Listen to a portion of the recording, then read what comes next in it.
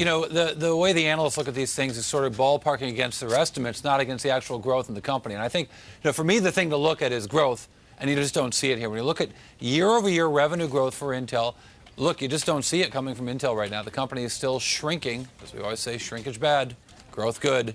This is shrinkage. Look at the revenue numbers when you look at a year-over-year comparison of what's going on with this company on a revenue standpoint. You've got, well, even before they get there, I want to show about lowering the bar.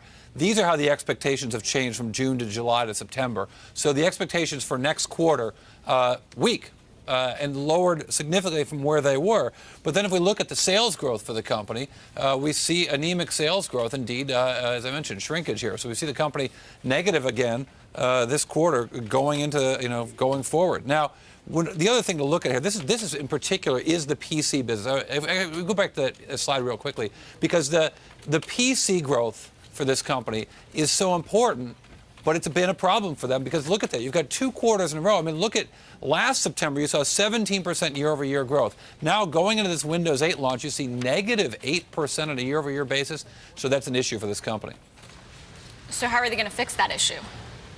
Well, relying less on the PC would be a good thing for this company. And as the PC business shrinks, it becomes a smaller part of revenue. As a percentage of revenue, what you can see over time from Intel, they've devoted so much effort into making, of course, the best PC chips ever imaginable. But the result is, as PC sales slack off, their dependence on those PC sales lessens. You can see, again, a year ago, 72% of sales were chips for the PC business. Now it's down to 64%. Of course, they'd like to get there because other products, particularly storage, might be growing faster, and, of course, mobile. That hasn't happened yet. They're getting to less dependence on PCs because consumers are less dependent on owning PCs.